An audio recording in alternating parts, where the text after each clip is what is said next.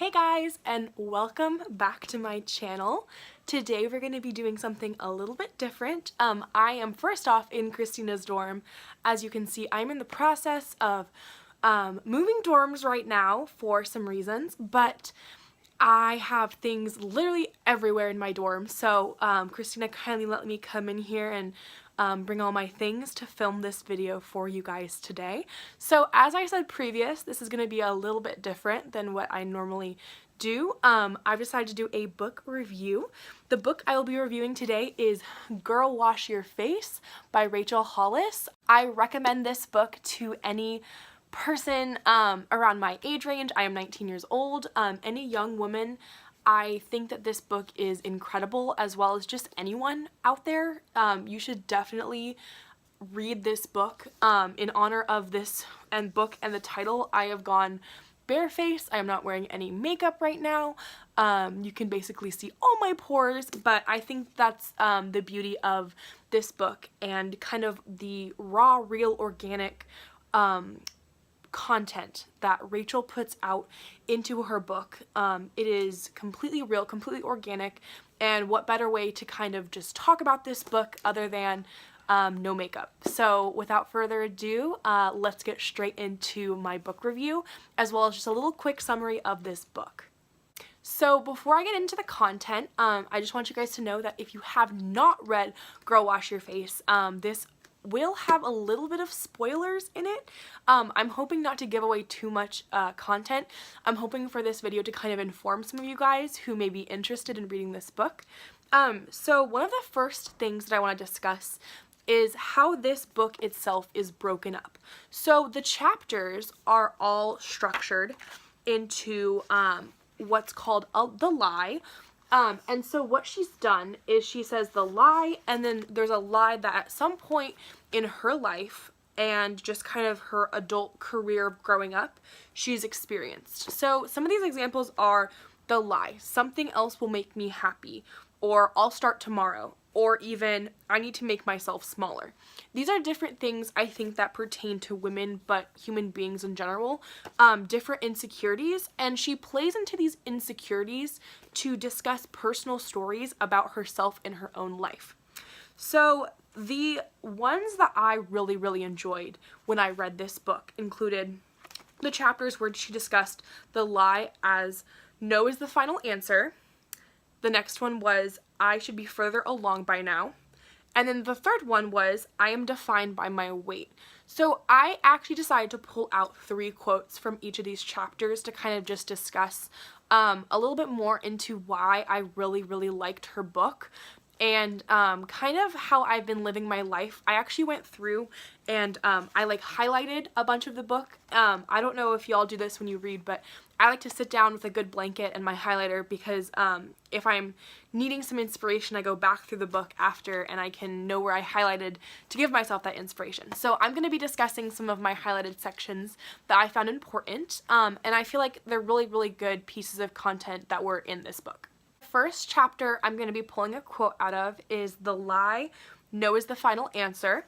And so the quote comes from page 69, and it's your perception of what's holding you back is currently big and bad and terrifying, but those obstacles are only real if you believe in them.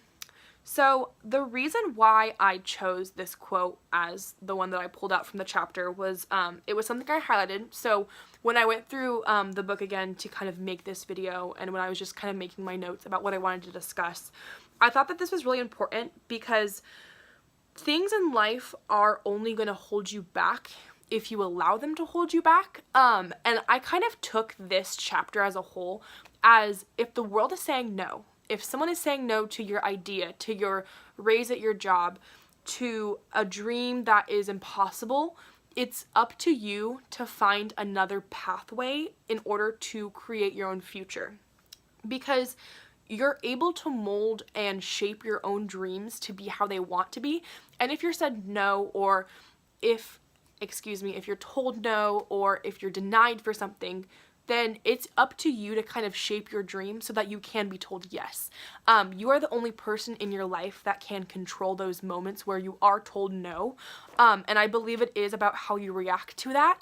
But also, if you're told no, look for another option, pave another road. And I believe that if that dream is your dream, there's a reason why it's yours, and you're meant to chase that dream. So the next quote that I pulled was from the chapter, The Lie I Should Be Further Along. And I feel like, first of all, this is a really important thing to discuss. I'm in college right now. I'm in a weird point in my life where some people are already doing internships and they're setting up interviews with corporate companies and getting stuff going. And then there are people that don't have anything going on, and then I feel like I'm sometimes juggling both, and I'm in the middle, and I'm being pulled both ways, and I'm trying to have fun, and I'm trying to have a job, and life kind of seems overwhelming all the time for me. So the quote that I chose from this chapter is, "That is what it boils down to, faith. The belief that your life will unfold as it was meant to, even when it unfolds into something painful and difficult to navigate." And that comes from page 108. So what I took from that is, unfortunately, sometimes life is going to be painful and it's going to suck and it's not going to go our way. But when you get down to it and things really take a toll on you, it's up to you to continue your optimism, your faith, and to kind of take a step back and acknowledge, like, yeah, this is painful. This sucks right now. This shouldn't be happening to me.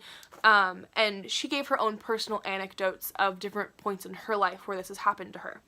But it's up to you and your own faith that you have in your own life and your own self to turn that situation around and make it overall better for you in your own life. I think this is really important for me, especially going forward in my life, that whenever I make mistakes or problems come my way, I don't just run and hide, but I accept them, I face them head on, and I'm able to move forward, whether that be in a good or negative light, but still moving forward and keeping going. It's one of the most important things I think that we can do as humans, especially when we think that we should be more further along in life, because I truly believe that everyone has a different path, and everyone's path is going to take different speeds, because we're not all in the fast lane. But I really do believe that with faith you can move forward in things in a very bright light. Okay, and so the third quote that I chose to discuss about this book comes from the chapter is The Lie That I'm Defined by My Weight. And the quote comes from, "Today I believe it's not your weight that defines you, but the care and consideration you put into your body absolutely does." And that's from page 182. And I will also link below my video about what I think about body positivity as well as my own experiences, because I feel like it kind of goes a long way with this book and this topic I'm about to discuss. But my takeaway from this quote I thought was really important. It was probably the most important and impactful for at least me in my life. But I saw this quote as taking care of your body in a mental, physical, and emotional way. Feed it well, do things that make you happy, and do things that will make you live a better life where you are loving and caring for your own body, so that in the future you can love and care for your body in different ways. And I think that loving your body and loving yourself emotionally and physically will help you live a better life, and love and care for yourself, and along with other people that you're going to love and care for along the way. I think that loving yourself is a big part of taking care of yourself in ways that make you happy, spiritually, emotionally, religiously. I think that these different things that you can do on a daily, weekly, monthly basis, they make you who you are. And I believe that if you truly do love yourself, you're able to love others in an unconditional way down the road.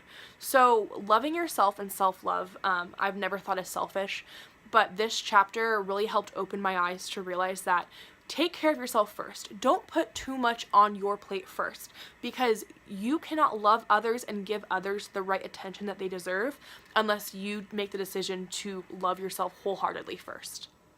And then the other part that I love about this book is that I feel like Rachel Hollis does an amazing job in encouraging the reader to look at their life and to not hold ourselves to such constructed or hard standards, but rather give ourselves grace in moments of humanity, in moments that we are raw, organic, real people.